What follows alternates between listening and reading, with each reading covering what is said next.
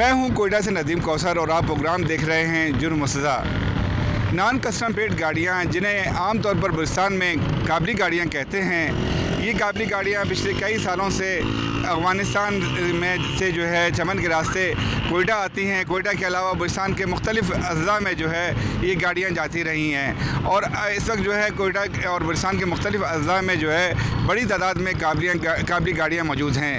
یہ گاڑیاں جو ہیں وہ اکثر جو ہے دہشت گردی کے واقعات، اغوا برائے تاوان اور دیگر جرائم میں بھی استعمال ہوتی رہی ہیں۔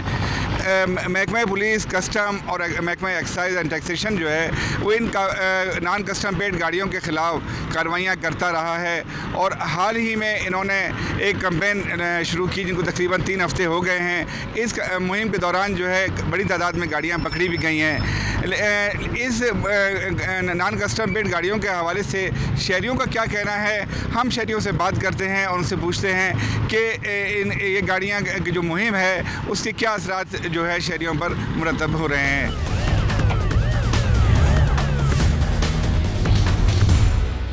طارق صاحب یہ بتائیں گے کہ جو قابلی گاڑیاں ہیں ان کی مہم بھی چلائی جاتی ہے، تو کیا اس سے کوئی اثرات مطلب بہتری شہر میں نظر آئی ہے، اور پولیس جو ہے کیا تمام لوگوں کو پکڑتی ہے یا کوئی اس میں جو ہے مطلب امیر اور غریب کا کوئی فرق کیا جاتا ہے؟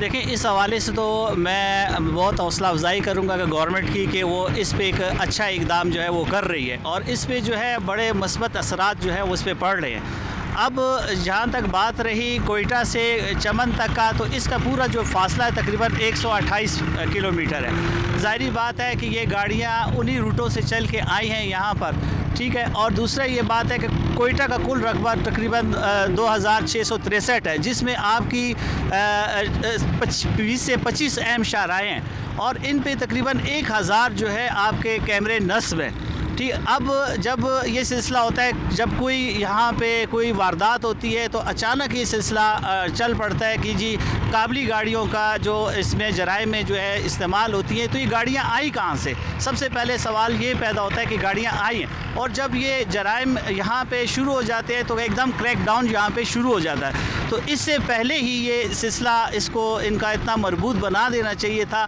اس میں سب سے پہلے جو تھی اس کا جو ہے رجسٹریشن ہے، اور آپ کا دوسرا جو رجسٹریشن کے علاوہ آپ کا اور دوسرے اقدامات ہیں، جیسے آپ کے جو ہے یہ کیمرے ہیں، کیمرے آپ جدید جو ہے اس میں ٹیکنالوجی کا استعمال کریں، جس میں PIR کیمرے ہیں، پیسفک انفرا ریڈ ہے، جو آپ کے آٹومیٹلی جو گاڑی کے ٹریکنگ سسٹم کو جو ہے نظام کو مزید مربوط بناتے ہیں۔ آپ بتائیے کہ جو نان کسٹم پیڈ گاڑیوں کے خلاف مہم ہوتی ہے اس میں کیا مطلب عام لوگوں کو بھی پکڑا جاتا ہے، یا خاص جو بااثر شخصیات ہیں ان کو بھی روکا جاتا ہے؟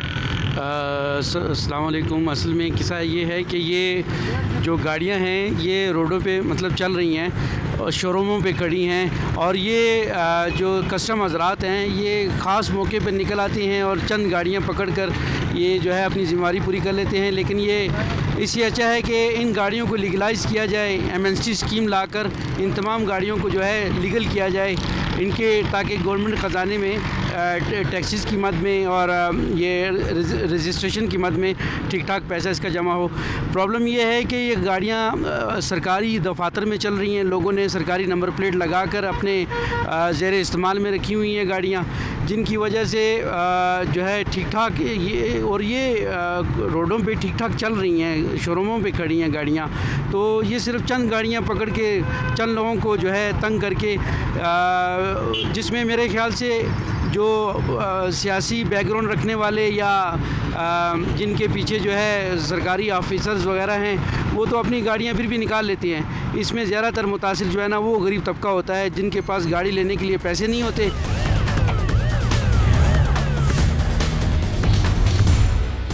بلوچستان میں نان کسٹم پیڈ گاڑیوں کے خلاف مہم جو ہے محکمہ ایکسائز پولیس کے ساتھ مل کر کرتی رہی ہے۔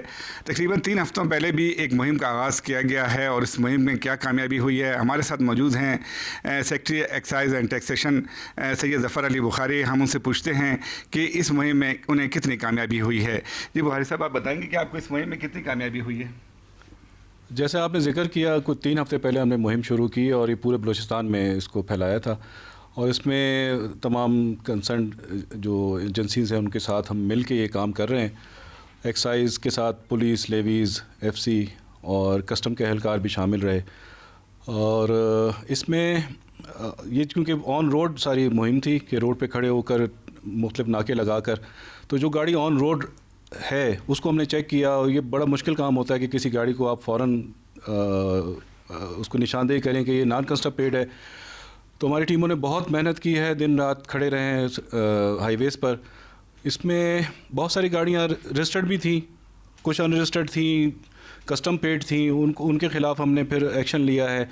اور جو بالکل ان رجسٹرڈ اور نان کسٹم پیڈ تھی ان کو ہم نے پھر کنفسکیٹ کیا ہے، ان کے خلاف چالان بنائے. یہ ایسا ہے کہ 2018 میں جب فاٹا اور پاٹا کو ختم کیا گیا اور وہ مرج کیا گیا، ریگولر ڈسٹرکٹ بن گئے، اس وقت ایک پالیسی بنی تھی کہ جو ان علاقوں میں چونکہ پہلے ٹیکس ایگزمپٹڈ تھے، یہ سارے علاقے فیڈرل کے کوئی ٹیکس نہیں تھے، پروونشل بھی نہیں تھے، تو آہستہ آہستہ یہ روٹین میں آ رہے تھے.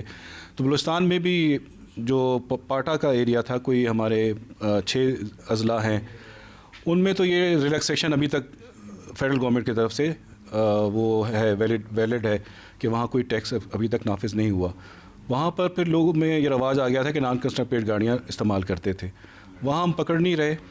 وہاں ہم نے پھر پروفائلنگ شروع کی کہ ایک دفعہ یہ ہمیں ایک ہمارے پاس ایک ڈیٹیل آ جائے کہ ایسی کون سی گاڑیاں کس کے پوزیشن میں ہیں، کون چلا رہا ہے، تاکہ کسی حادثے میں یا کسی تقریب کاری میں استعمال ہو تو ہمیں نشاندہی ہو سکے انویسٹیگیشن پرپز کے لیے.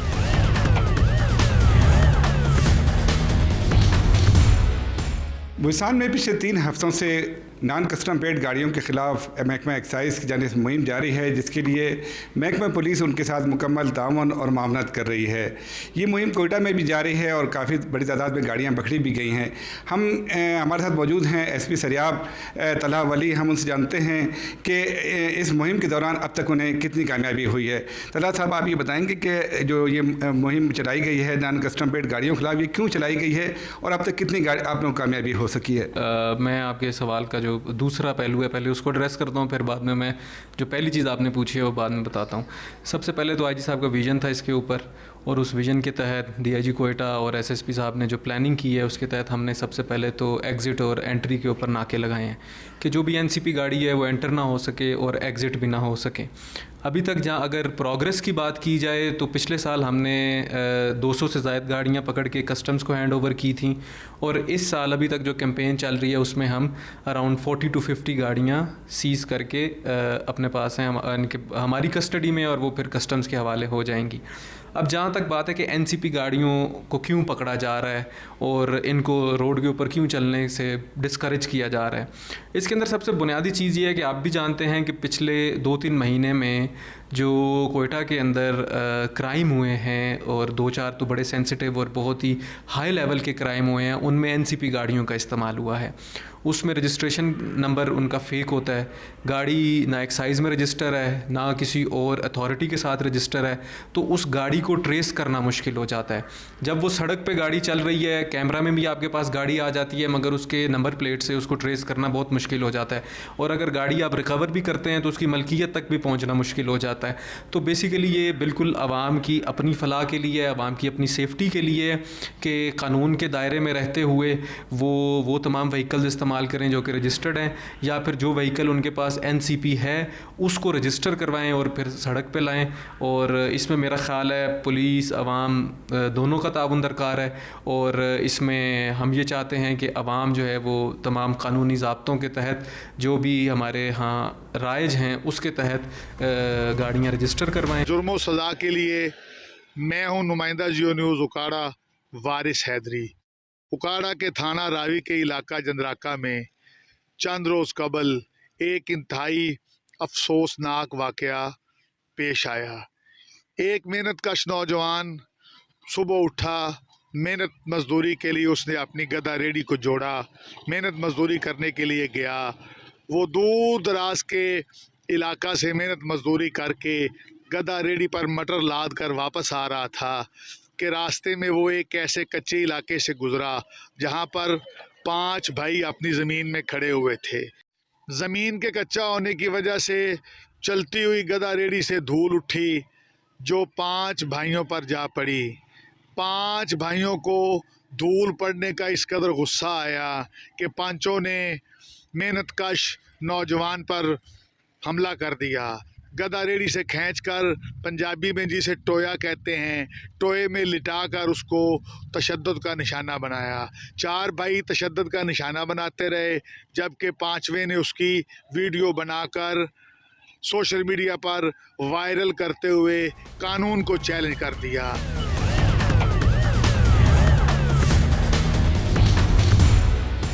मेरा नाम आफ्ताब है, मेरे अब्बू का नाम नज़र अली है। ते मैं ना हफ्ता काम सुबह उठिया सी ते अपने काम ते चला गया खोती रेड़ी ते।